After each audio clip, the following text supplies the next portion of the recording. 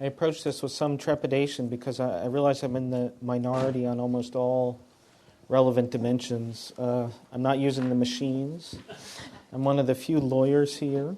I think my talk will be much more institutional and less theoretical than most of the talks. I'm going to resolutely approach my subject in a bottom-up way, asking at every point what's the cash value of collective wisdom for institutional design. And finally, I'm not sure I'm in the minority as being sort of a qualified skeptic about collective wisdom. I don't want to overstate this point. I think we've all sort of started to converge over the course of the conference on some sort of contextualism. We want to figure out the conditions under which these mechanisms make sense and not be partisan in any direction. But I think within those limitations, my bias is towards the skeptical end. So what exactly am I skeptical about, and what are my grounds for skepticism? I'm skeptical about what I call many minds arguments in legal theory. So there's a wave of hot arguments in legal theory that I want to call these many minds arguments. More minds are in some way or another better than one. I just start with some examples. There's a lot of Burkean and Hayekian legal theory nowadays, in which customs and traditions are said to embody the collective wisdom of the broader society as it develops over time and should be incorporated into the law. Usually the idea is by judges. The same kinds of theorists say that judicial precedents aggregate the collective knowledge of many judges over time. One of their leading claims is many judicial heads are better than one. This claim comes in maybe three different variants that I can figure out. One is a Condorcetian variant. Some of these theorists apply the jury theorem extended over time to apply to a notional voting group of judges. And the idea is there's some right legal answer and standard jury theorem stuff. There's an evolutionary variant. Originally it was Hayek, but then it was picked up in standard law and economics models. Think of Richard Posner and many successors. And in these models, the common law evolves to efficiency over time as if guided by an invisible hand. The basic mechanism is that inefficient precedents create deadweight losses, which tend to be more frequently litigated, and the losers from these inefficient rules will by definition pay more to overturn them than the gainers will to retain them, so they tend to get weeded out. So this is interesting. This is a kind of collective, I don't know what to call it, collective wisdom mechanism that isn't tracking truth. It's, it's efficiency maximizing. It's essentially Calder-Hicks efficiency. Okay, and third, there are these hybrid models that people like Andre Schleifer and Nicola Giannaioli have been playing with recently, which are kind of a hybrid of evolutionary and informational ideas. And in these models, you have a bunch of judges who distinguish cases, and just for completely ideological reasons, they distinguish past cases, but the constraint is they're only allowed to use material distinctions. And the result is, as though by an invisible hand, over time, the case law incorporates all available information. So you have an evolution to full information rather than to efficiency. Okay, here's another type of many minds argument in legal theory. There's a debate in the United States, which may seem very strange to my European friends. And the debate is about whether U.S. courts should consider the law of foreign states when fashioning discretionary legal rules. It may seem very strange. So in this debate, the people who say that U.S. courts should consider legal rules developed by foreign courts have made explicitly Condorcetian arguments. They say the law of foreign states provides aggregated information about optimal legal rules as if the foreign courts were voting as a group. So that's sort of all about courts, so let's not ignore legislatures. And as we all know, there's a lot of recent work on deliberation in legislatures and non-deliberative Condorcetian mechanisms in legislatures. Jeremy Waldron did some of this stuff. David is recently, and Ellen are doing this stuff. Okay. So what do we have? We have this genus of many minds argumentation. I think it's internally highly heterogeneous. That is, there are many species within this genus. And that's another thing we've learned over the course of the past couple days. I break it down into the paper into Condorcetian claims, Hayekian claims, Burkean claims, and Aristotelian claims. Those are just labels that may or may not be helpful. The point is we have aggregative, evolutionary, tradition-based, deliberative, all these species within the genus. I do think it is a genus in the minimal sense that there's a common ancestor. I think the common ancestor is some bit of proverbial lore. I will not call it wisdom, that in some way many heads are better than one, and then different theorists cash this out in different ways, and it becomes more and more reticulated over time into these different species of arguments. Okay, so what's my aim in the paper? The aim in the paper is twofold. There's a splitting aim and a lumping aim. The splitting aim is to offer some analytic distinctions, to clarify some differences between the major species, just get clear on what they are. I'm not going to talk about that in the presentation. I think many of you have done this better than I have in the paper. So I'll move on to my comparative advantage, which is the lumping aim. That is, where I treat these as a genus and try to ask, what is their cash value for the design of legal institutions? And this is where my qualified skepticism comes in. I think these arguments have less cash value for the design of legal institutions than others think they do. It's not that the value is zero, it's that it's low.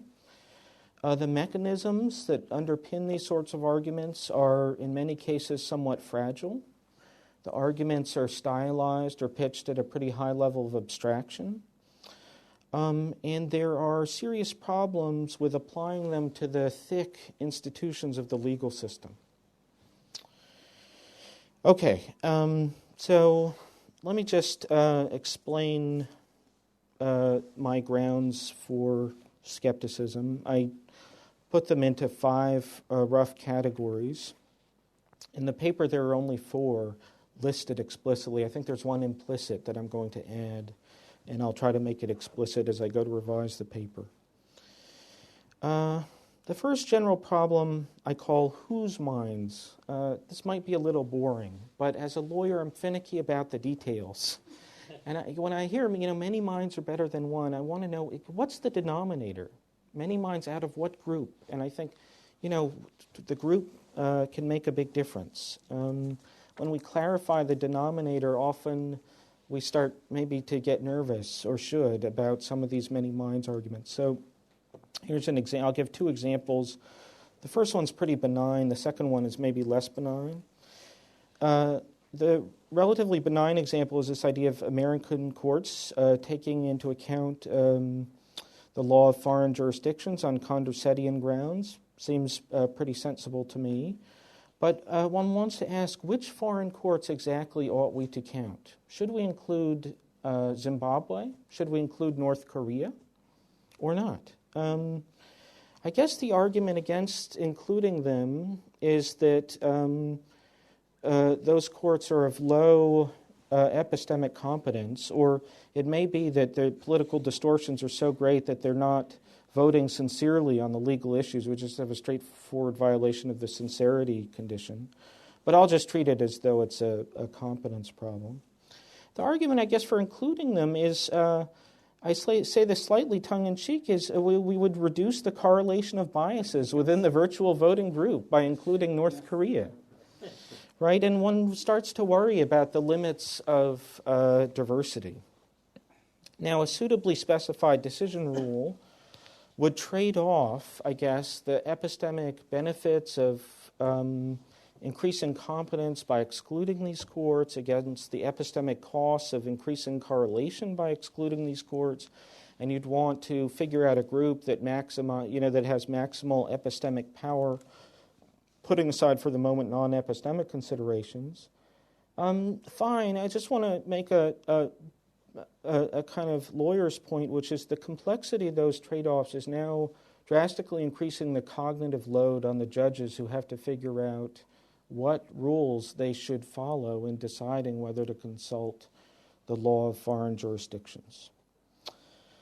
Okay, here's maybe a more serious example of ambiguity about whose minds count. There are these Burkean and Hayekian arguments that a tradition and norms, customs, different things in that neighborhood should be a source of rules either for common law or for judge-made constitutional law.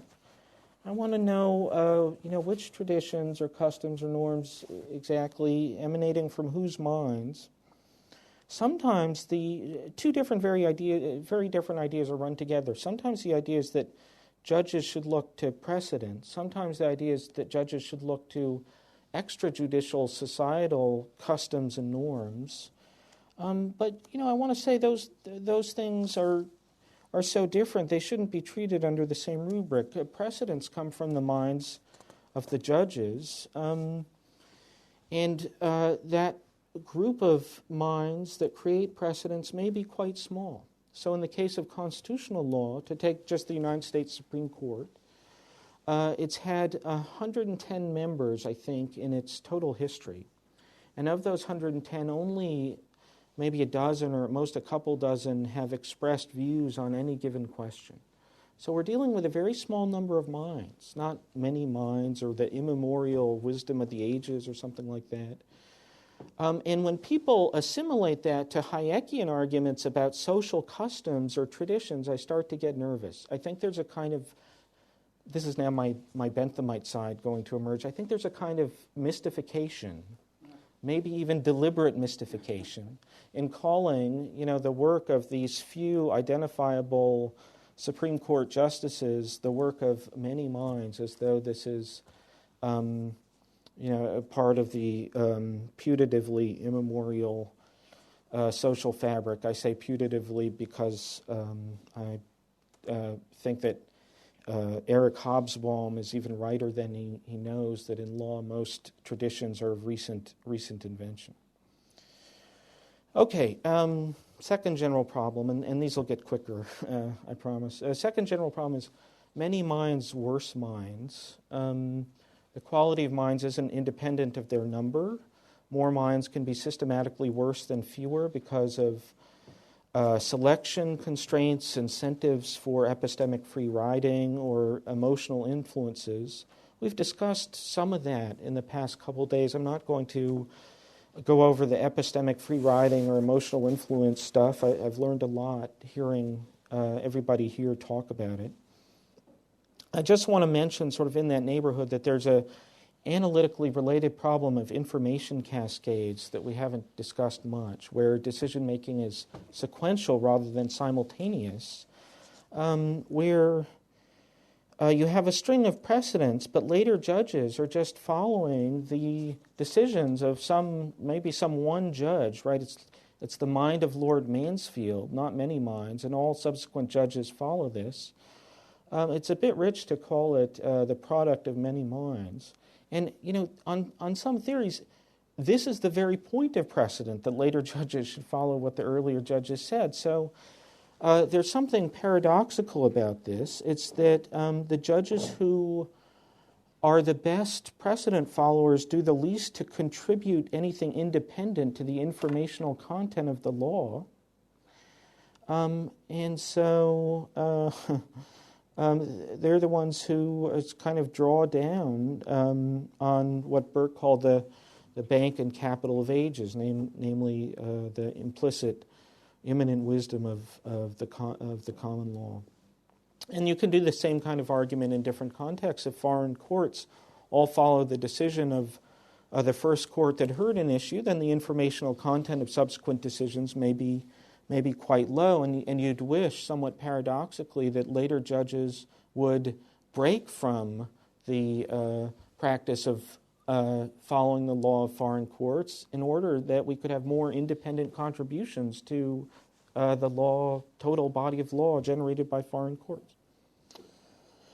Okay, let me say a couple point about these selection constraints, which are not obviously endogenous effects of numbers on quality, but it's just that there are limits to the extent to which numbers can help us with quality.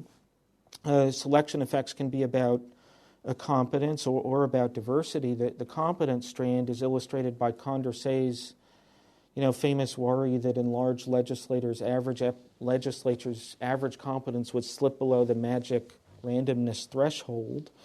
But you could do the same thing for other institutions. There's a very brilliant passage in the Persian letters about the competence of judges on the Parisian courts. And I'm going to tax your patience by reading this. It's short. Uzbek says of the Parisian courts, he says, decisions go by majority vote, but it is said that experience has shown that it would be better to follow the minority opinion. And that's natural enough, he continues, for there are very few good minds, and everyone agrees that there's an infinite number of bad ones. So I think there's a double irony here. Even if you might prefer the minority's view because epistemic competence is limited, it's odd to infer that from the fact that everyone thinks it's limited. But obviously Montesquieu is playing with us. Okay, as to constraints on the amount of diversity you can get into your decision-making group, I'm not sure I have a good example. It might be that there's an example in admissions to elite colleges that goes something like this, that if you want to increase the ethnic diversity of your incoming class, because that's correlated somehow with cognitive diversity, that you will have to pay a price on another margin of diversity, which is class. That is, it may be that because of the composition of the applicant pool, you will have to, most minority applicants who meet the elite university's threshold will tend to be from upper middle class or upper class families. So what you gain on one margin of diversity, you may lose on another. Okay, third general problem is what I want to call this problem of epistemic bottlenecks. Sometimes I think the epistemic benefits of many minds are diluted, maybe even eliminated, because the structure of institutions funnels decisions through a small group or a single person who occupies a kind of choke point. Let me give you an example that sounds hypothetical but is actually actual. I'm just not going to use names to protect the idiotic. We have a high constitutional court composed of 9 judges. 8 of these judges are politicians in robes. 4 of them are left politicians, 4 of them are right politicians, and they routinely split their votes 4-4. There's one judge on this court who is sincere, but this judge is of very low competence. So this judge is always the swing vote and tries to obtain the correct legal answer, but he's a kind of epistemic bottleneck. Whatever collective wisdom or intelligence would otherwise be embodied in precedents or traditions gets filtered through his limited mentation, and you get odd outcomes. Okay, here's another example of what I think is a similar phenomenon, which is there may be some kind of epistemic analog of the iron law of oligarchy. So Gloria maybe can help me with this. I found a study that purports to show that 1% of Wikipedia users are responsible for half of the site's edits. So it's a little bit not right to say that it's this great distributed, decentralized social network. It turns out, in fact, that there's an oligarchy, a very small oligarchy, who's doing doing the bulk of the work. And as one journalist put it, the wisdom of crowds tends to devolve into the wisdom of the chaperones. The editing, that's what I said. Yeah, the editing, yeah. Okay, there's another small issue in this neighborhood that I want to point to. I just haven't made much progress on it. It's what we might call the issue of epistemic agenda setting. It's been striking to me as we have seen many interesting models over the course of the past 2 days that often in these situations the issue is just there. It's just sort of exogenously given. One wants to know how the agenda is set.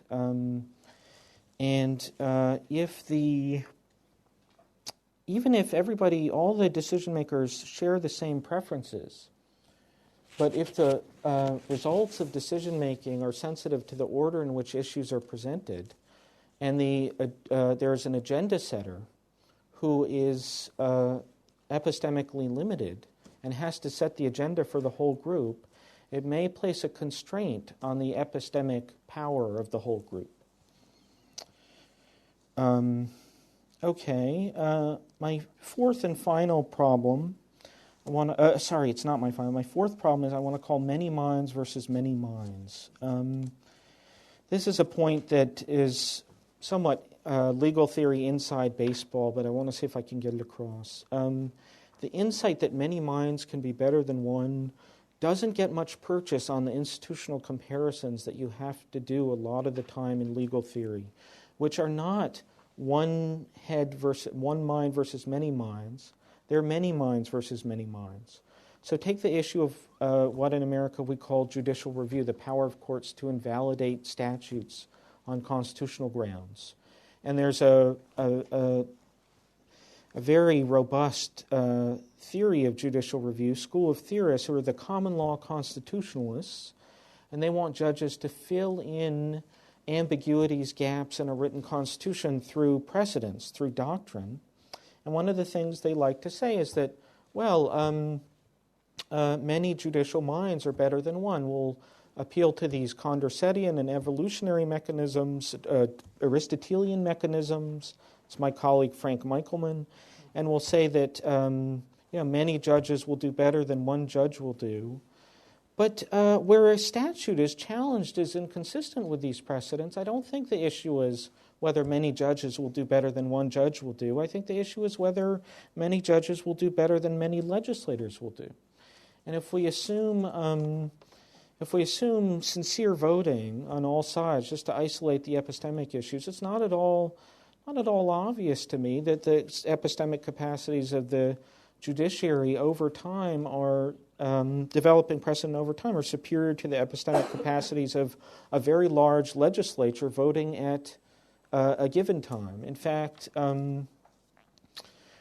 Jeremy Waldron and David and Len have gone some way to developing the legislative side of this comparison, and I think there's even more work to be done on it. What's striking here is that the theorists of the collective wisdom of legislatures and democracy in general are appealing to the same mechanisms that the theorists of judicial override of democracy are appealing to. Right? So you have these two groups of theorists, both of whom are appealing to the same Condorcetian, Aristotelian kind of families of mechanisms.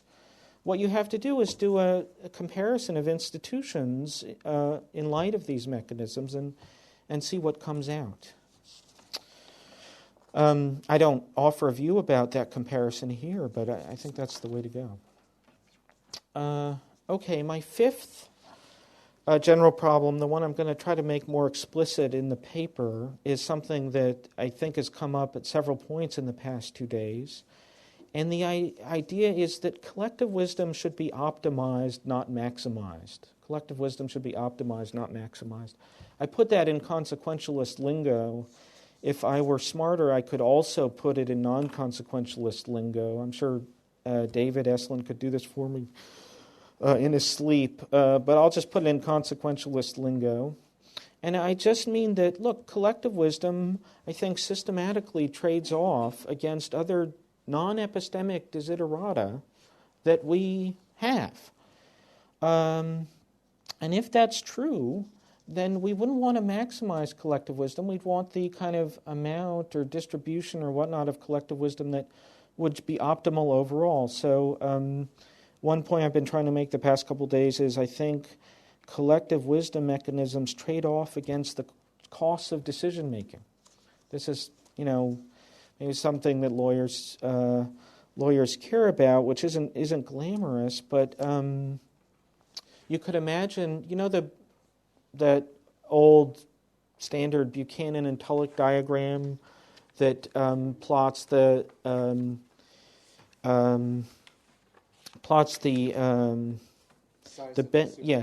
optimal, exactly right. It's optimal legislative size by plotting transaction costs against externalities. And so you could do an epistemic version of this, right?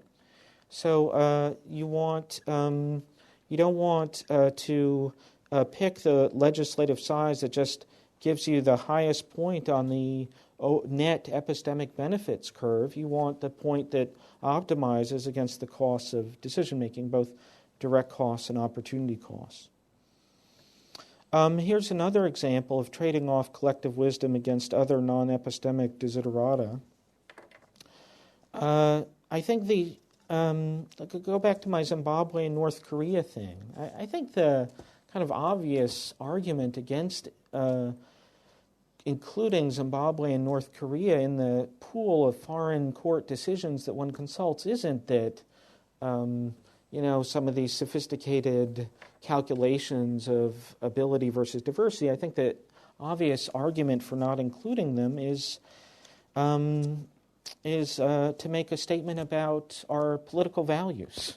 That we don't, we think that North Korea is not, we don't want in any way to endorse the decisions of North Korean officials, and we're just not going to look at them. And so if that's right, we'd be,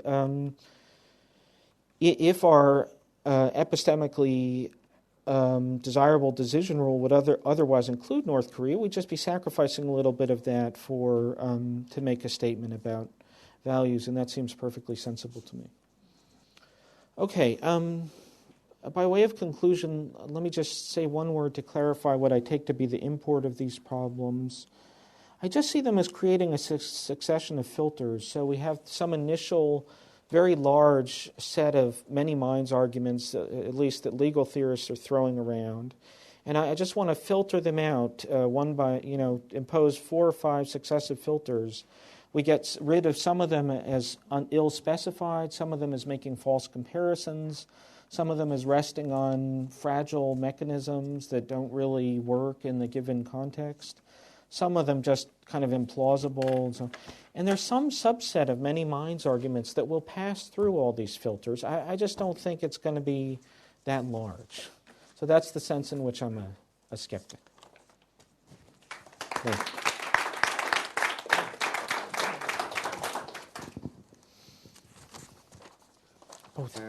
I'm not going to try to summarize Adrian's paper, for it's so dense that I would have to reproduce it in extenso. But I'll comment on a few selected issues. Since I agree with most of the paper, these will be pretty minor.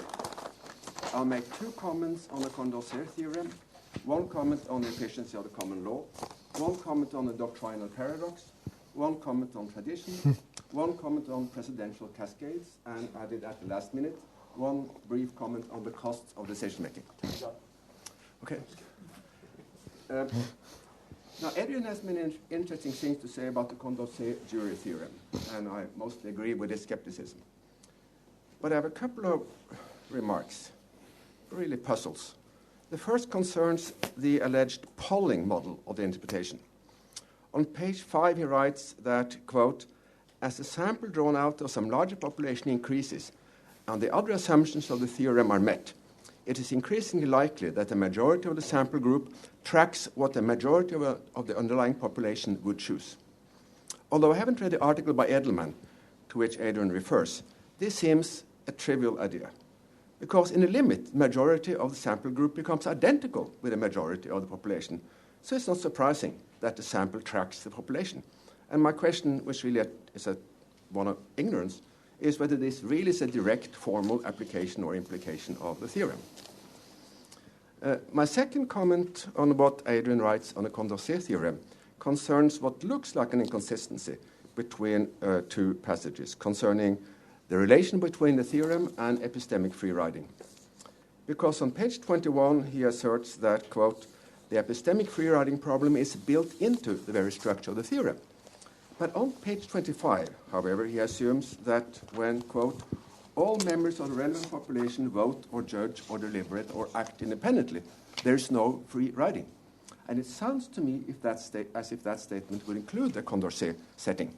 I'm sure I'm missing something here, and I'm sure Adrian will tell me what it is. Now, I have full sympathy for the evolutionary argument, for a criticism of the evolutionary argument of the efficiency, for the efficiency of the common law. But let me just raise one minor question. He asserts that the basic mechanism for this alleged trend towards efficiency is that inefficient rules will impose deadweight losses and will therefore be more likely challenged by litigants. I thought, but I'm probably wrong, that the most cited mechanism was the following. Judges who make bad decisions are more likely to lose an appeal, which is something judges don't want to happen.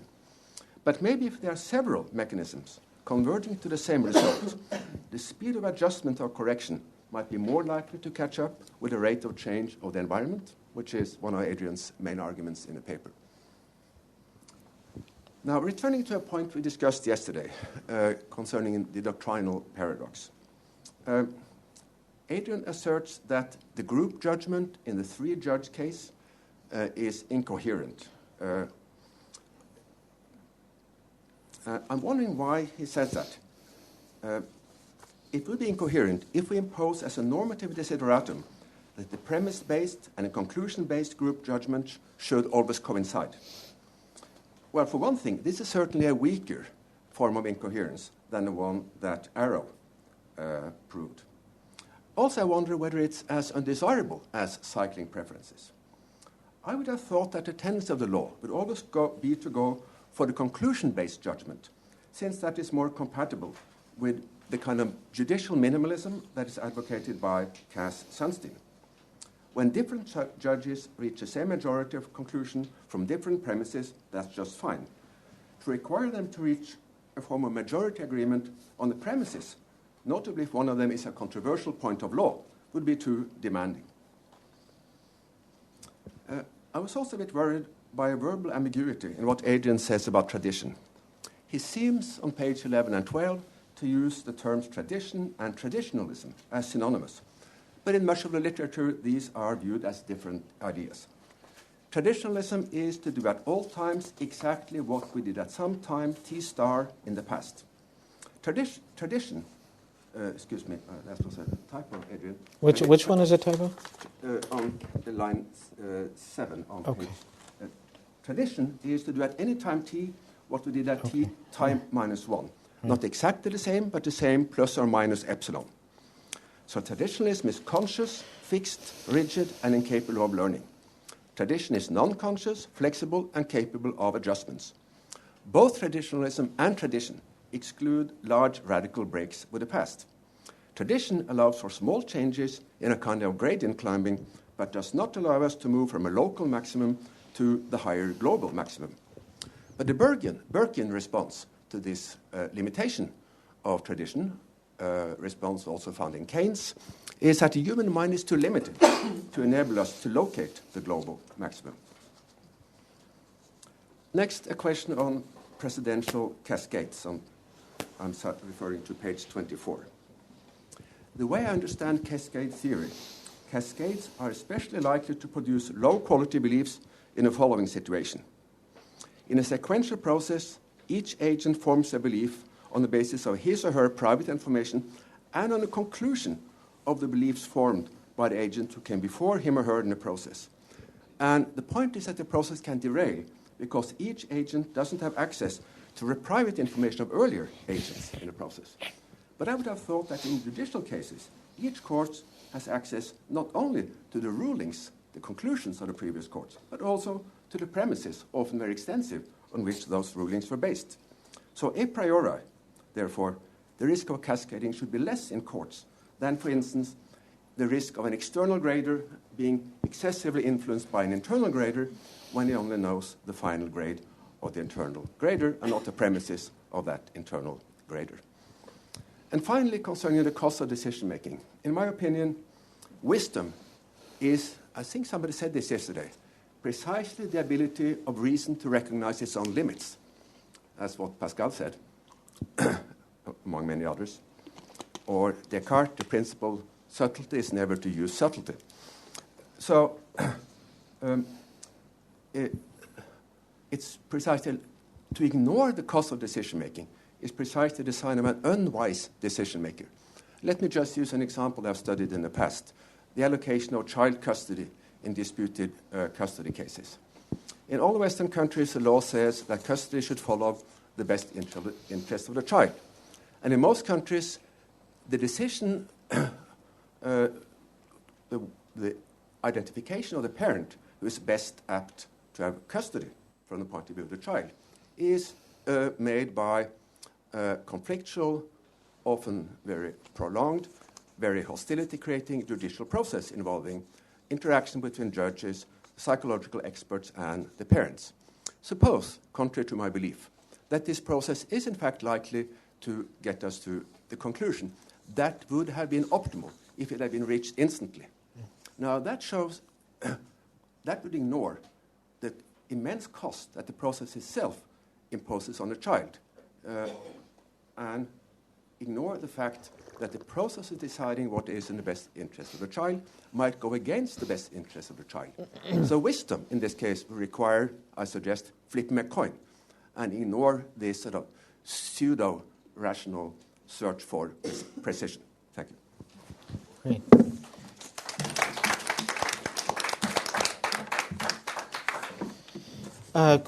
So what should I do? Should I? Okay. I'll try to give answers to most of them. There are a couple where I'm not actually sure where the quote is, but anyway, I'll just try to answer the ones I can do easily.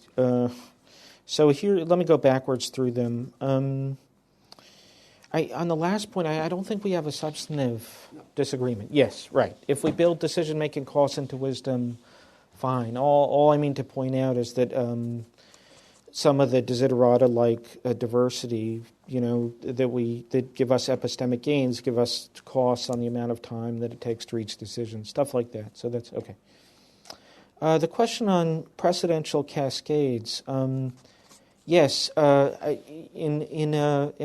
in some counterfactual world that would be right, but in our world, a striking number of our legal rules, especially common law rules, come to us from a period when either there were no opinions accompanying decisions, we just had decisions. Supreme Court decisions. Yeah, okay.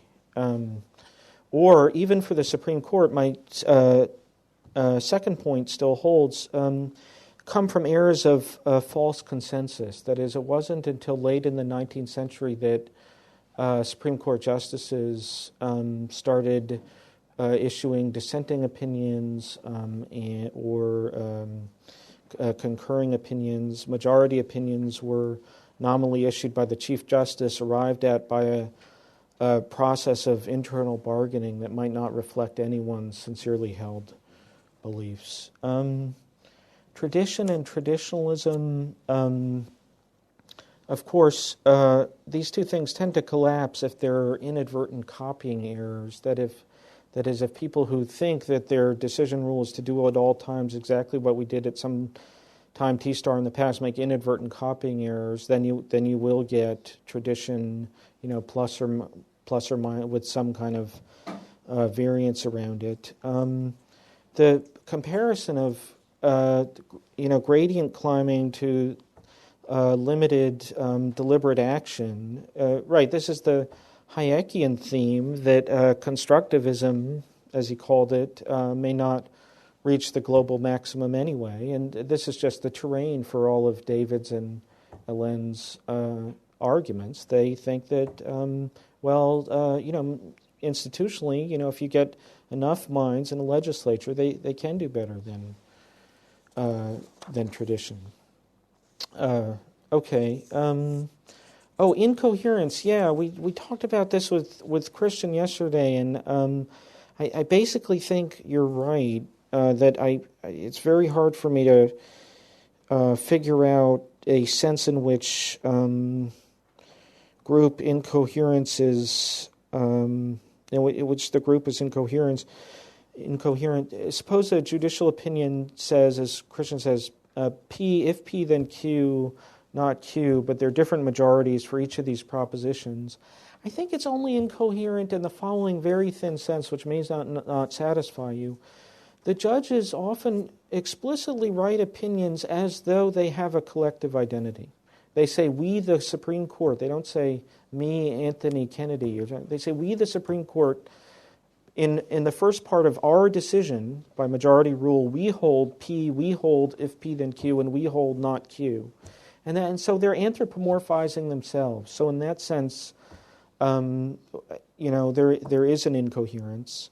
A related point I want to make is that if a lot of people in the population do rationally or irrationally anthropomorphize the court and see the court issuing these patterns of decisions that would be incoherent if issued by a single mind, then the court may lose legitimacy, and we might want to count that as a cost. It would be a kind of derived cost of anthropomorphization. Okay. The law and economics models about the common law.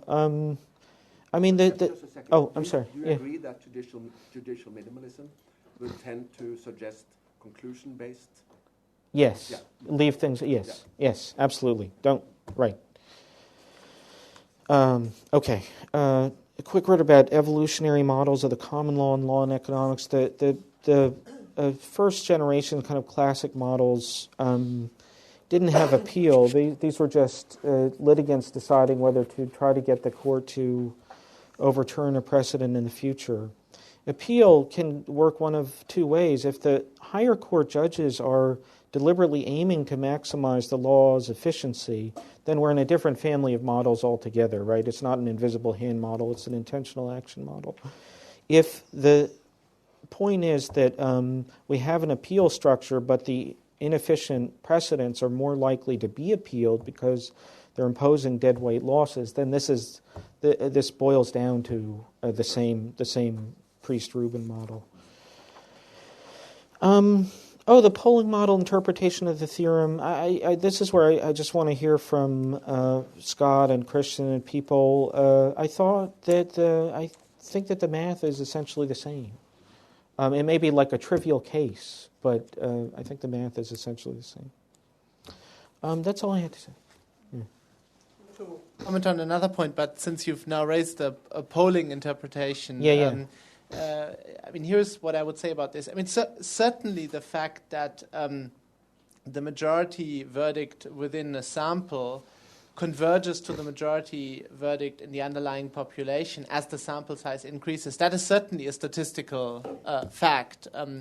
But I don't think it should be described as being a corollary of the Condorcet-Drury theorem, although, of course, both of these stem from certain law of large numbers effects. Yes. But the reason why I think this is conceptually different from the Condorcet-Drury theorem is that the Condorcet-Drury theorem refers to the case where you've got some exogenous state of the world about which individuals receive stochastic signals. And then the question is whether or not the majority of those signals correctly tracks the exogenous state of the world. But here, in your case, you're not, in the polling case, you're not looking at any exogenous state of the world, but basically you're looking at the opinions within the sample and comparing them with the opinions within the larger population. And so that's why I think conceptually you're dealing with something different.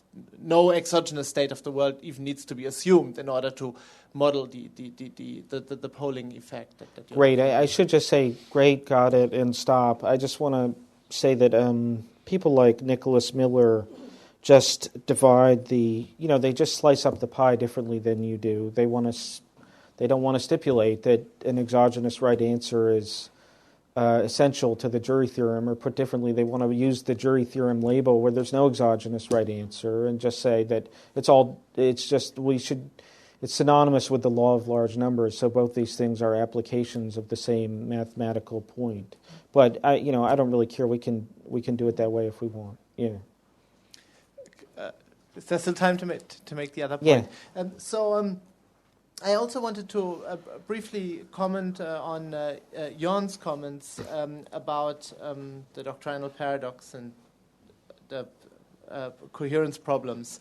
I think the original doctrinal paradox concerned the possibility of a discrepancy between the outcome of a premise-based and a conclusion-based procedure. And now that's of course a very important and interesting point, but I think it's conceptually, it's closely related, but nonetheless conceptually subtly different from the point which is emphasized in the more recent work on judgment aggregation, namely that simultaneous majority voting on multiple logically connected propositions can lead to inconsistent collective judgments. Now, if the propositions that are being voted on explicitly include logical connections, as in the case of P, if P then Q, Q, then these inconsistencies that can arise under majority voting are immediately transparent. They are just standard logical inconsistencies. Now, in the case that Jon was worried about or concerned about, the inconsistency is not immediately transparent from the formulation of the propositions, because the let's say the majority accepts P, the majority accepts Q, so those are maybe two premises, and the majority accepts not R, which is the negation of some conclusion. And an inconsistency comes into play only once you further stipulate some background connection rule which says R if and only if P and Q. But I mean, mathematically speaking, you can nonetheless make all the results on judgment aggregation and so on applicable by introducing the notion of conditional consistency, namely consistency relative to whatever background constraints you want to impose. And then we can have a debate about what the background constraints should be in let's say in a judicial case, relative to which we want to assess the consistency of courts. And people may reasonably disagree about this. I mean, minimalists may want to say perhaps there are none or very few such constraints, whereas perhaps very comprehensive deliberativists would want to say there are very stringent such background constraints. And I mean, even in the Arrovian model, there are these background constraints. A binary relation of the form xpy, ypz, zpx is not unconditionally inconsistent. It is inconsistent relative to the background constraint of transitivity. It's just that as a sort of general constraint of rationality or so, we readily accept this background constraint, and therefore we don't always mention it. Oh, great. I mean, did you want to? No, my main point was really whether a certain philosophy of constitutional interpretation, minimalism, would worry a great deal about this. Sure. That was really. Yeah. No, I think we are in agreement about that.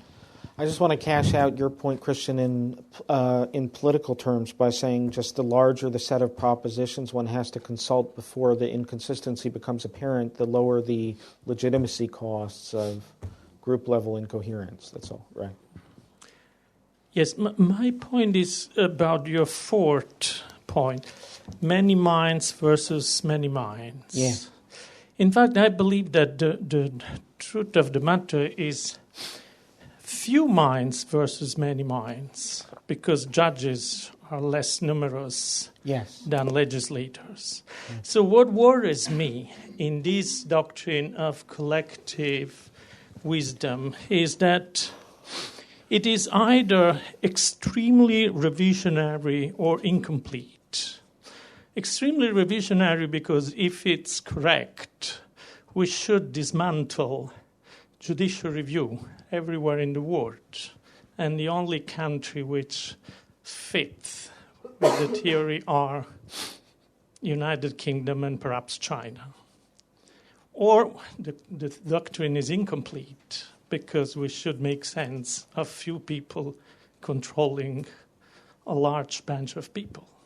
You see the point? I mean, asking this question seems to me extremely important, and I'm surprised that you are the only person, perhaps because you are a lawyer. Because what? You are a lawyer, and you know that there is judicial review. So there are many interesting complexities here. I tried to make this point about few judicial minds and under the heading of my first point, and then in the later sections kind of grant the common law constitutionalists their assumptions.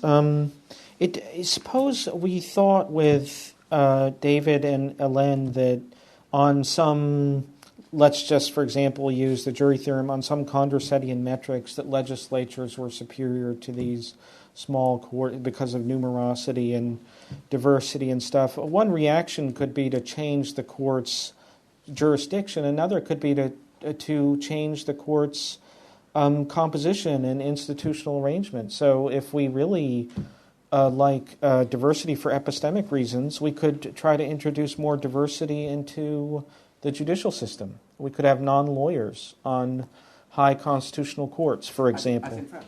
As in France, exactly.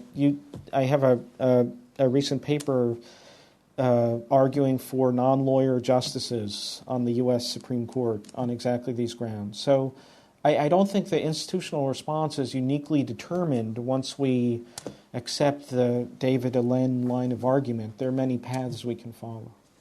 The French are very unactive with the person who is not a lawyer in the court.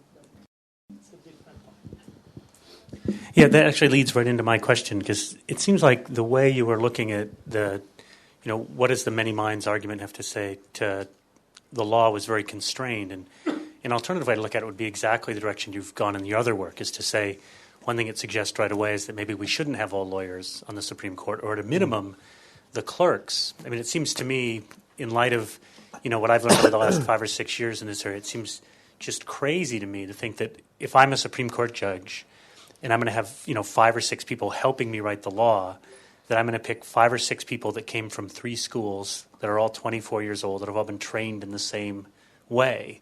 When, why wouldn't I pick Jon, right? I think you'd probably be a much better clerk than the average person I'm plucking out of Yale or Harvard, right? No, you know what I'm saying. So I mean, absurd example.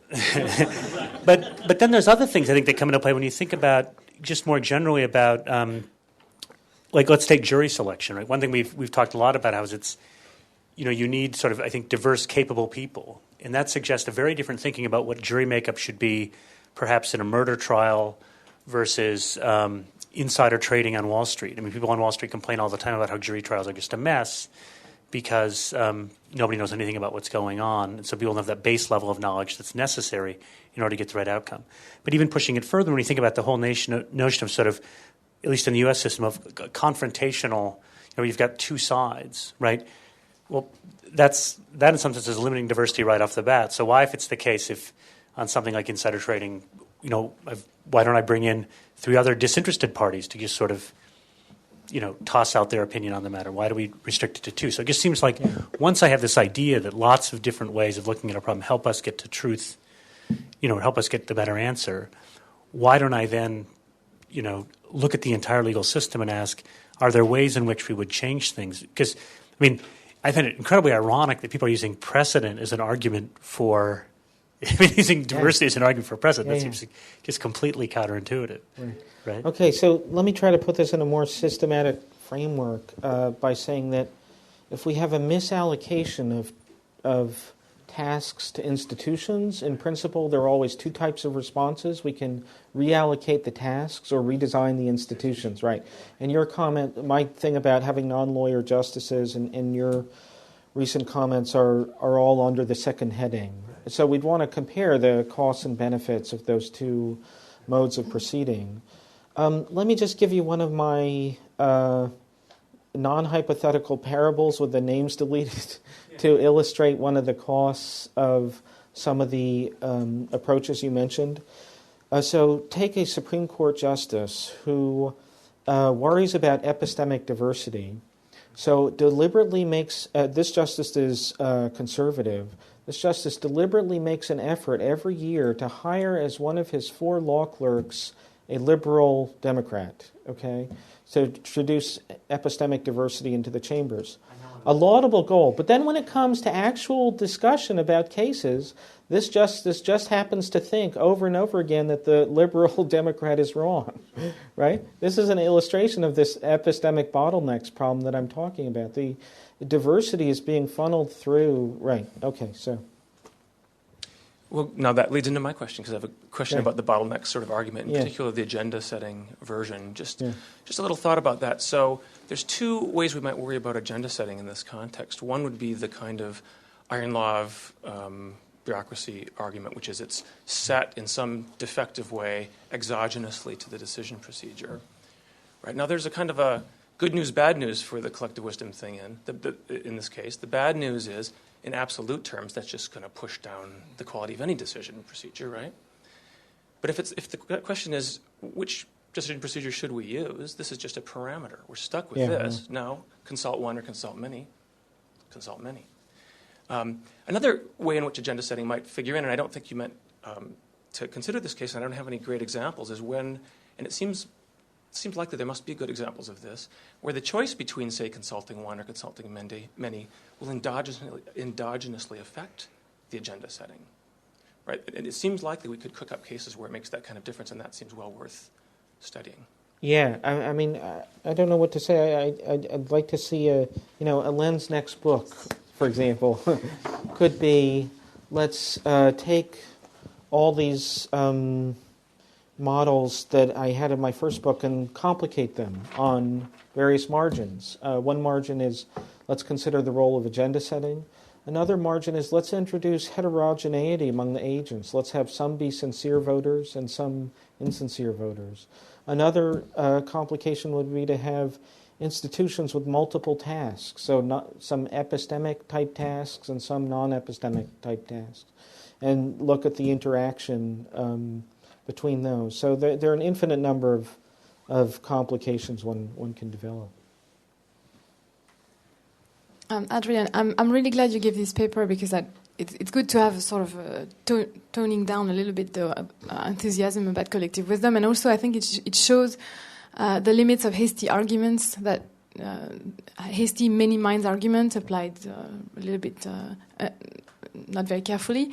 So I think what's important is indeed to define the community that we're talking about and make sure that they share a sufficient basis of common values. So define an epistemic framework, if you will. So it can work for a nation or a country or a small group who's trying to figure out an answer to a given problem, like the situation of the 12 angry men I gave. But pulling North Korea with the United States on subject that they just have very different worldviews, and it doesn't. They don't overlap, so I don't think that's a very good argument. So I think what your paper shows is more the limits of. I mean the fact that we should be careful in using those many minds arguments, not necessarily that many minds arguments are wrong. Yeah. And the other thing I wanted to say is relates to Pascal's point about should we get rid of judicial review, and I want to connect that to that notion of collective wisdom across time. I think Jon insisted that wisdom might be the ability to recognize one's limits. So maybe one of the elements of the wisdom of groups is that they know when they fail. Remember, many minds arguments don't say that the group always knows better. I mean, systematically knows. I mean, always knows better. It's a probabilistic argument. So we will fail collectively, often. So now, can we figure out when we fail? And if we know when we fail, then shouldn't we prevent ourselves from failing? And that doesn't mean that that just justifies oligarchy. It just means we can. It's Ulysses tying himself to the mast. It's self-binding in a way. So it's not so much that the many should be controlled by the few. It's the many should control themselves, possibly through an independent entity like a judicial review.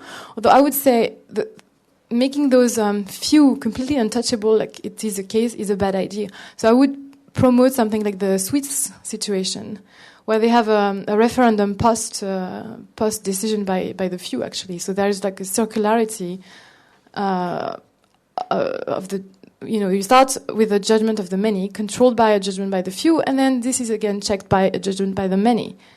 So you sort of have this diachronic wisdom of the group with steps. I don't know if it's clear, but...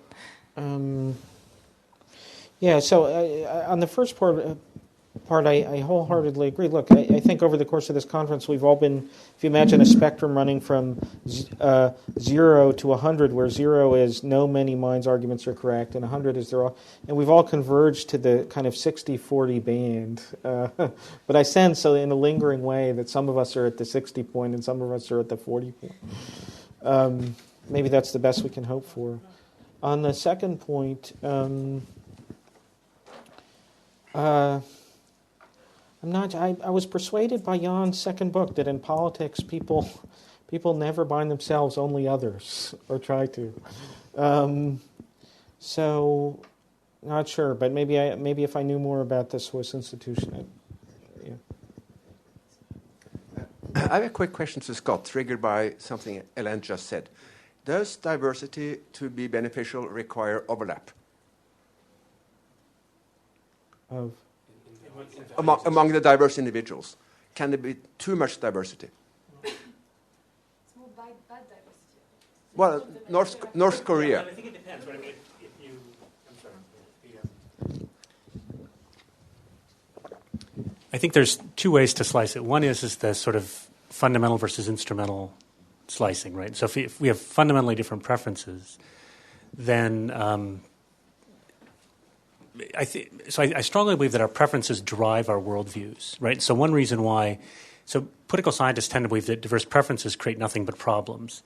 And I actually disagree with that, because the fact is that even though it does create voting problems and creates consistency problems, the fact is it drives different worldviews, and because of that you might get better solutions. So a very specific example that drives this home is a lot of companies in the United States had to hire environmental engineers over the last 10 or 15 years because of new regulations. And in many cases, even though these regulations impose new constraints, the solutions that were found to meet these constraints lowered cost.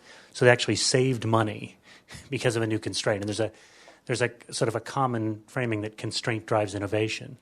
But the reason these constraints lowered cost, because you had people coming in working for auto companies and energy companies who didn't care about producing the best car at the cheapest price. They cared about something else. And their different vision, right, their different preferences led them to see things in different ways, and they enabled them to find solutions that the other people weren't looking for.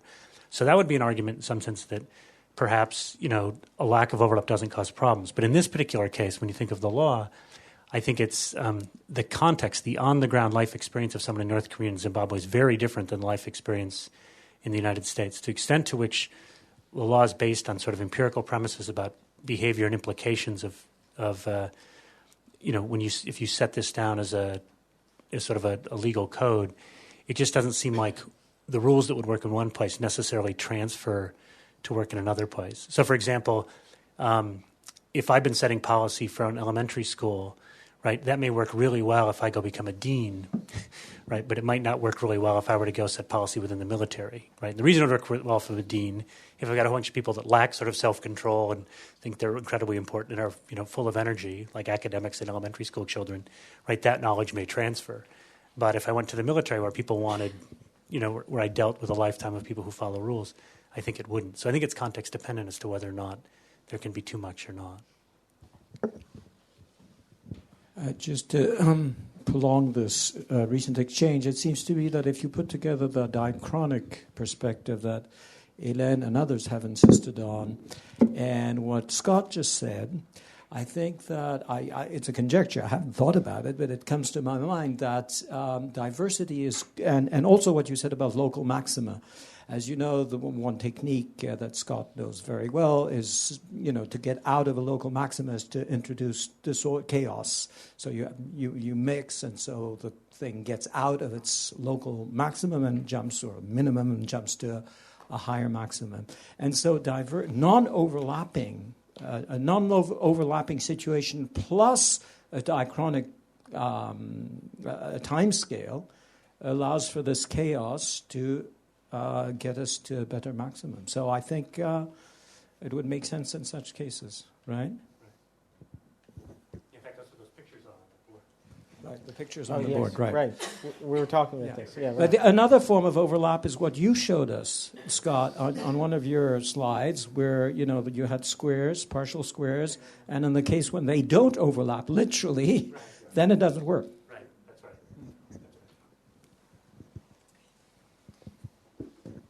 right. So thank you. We're going to take a short break, 10-minute break. We're going to take a short break.